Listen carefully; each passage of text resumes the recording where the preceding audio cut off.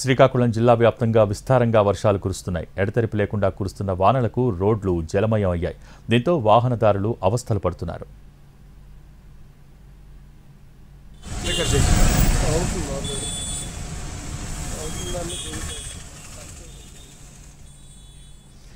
శ్రీకాకుళం జిల్లాలో విస్తారంగా వర్షాలు కురుస్తున్నాయి. ఎడతెరిపి లేకుండా కురుస్తున్న వానలకు రోడ్లు జలమయమయ్యాయి. దీంతో వాహనదారులు అవస్థలు పడుతున్నారు. ఋతుపవనాలు రావడంతో మరోవైపు ఏదైతే ఆ బంగాళాఖాతంలో ఏర్పడినటువంటి ఏదైతే అల్పపీడన ప్రభావంతో మొత్తం శ్రీకాకుళం జిల్లా మొత్తం కూడా విస్తారంగా వర్షాలు కురుస్తున్నాయి. అయితే రైతులకు చాలా ప్రయోజనకరమైనటువంటి ఈ వర్షాలు చెప్పుకుంటున్నటువంటి పరిస్థితులు. కానీ ప్రస్తుతం మనం కానీ చూసుకున్నట్లయితే శ్రీకాకుళంలో రోడ్లన్నీ కూడా పూర్తిగా జలమయమయ్యాయి.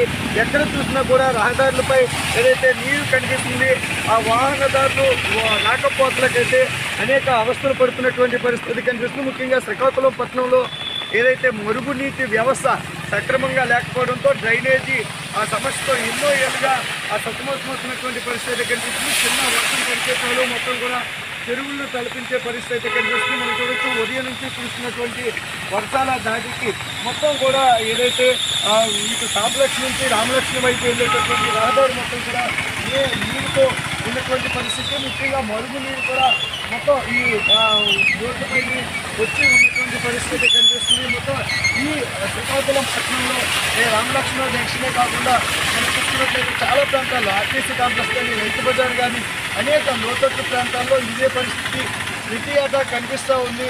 చిన్న వర్షం పడితే చాలు మొత్తం చెరువులు కల్పించే విధంగా రహదారులు ఉంటున్నాయి. దీనికి మోక్షం కలిగించండి, ఈ డ్రైనేజీని బాగు చేయాలంటూ ఎన్ని వెనుకలు ఇచ్చినా ప్రభుత్వాలు మారినా అధికారులు మారినా కూడా ఆ ఫలితం అయితే లేకపోతుందని జిల్లావాసులు అయితే ఆవేదన వ్యక్తం చేస్తున్నటువంటి పరిస్థితి ఉంది. కెమెరా పర్సన్ సురేష్తో VS 9 NTV శ్రీకాకుళం.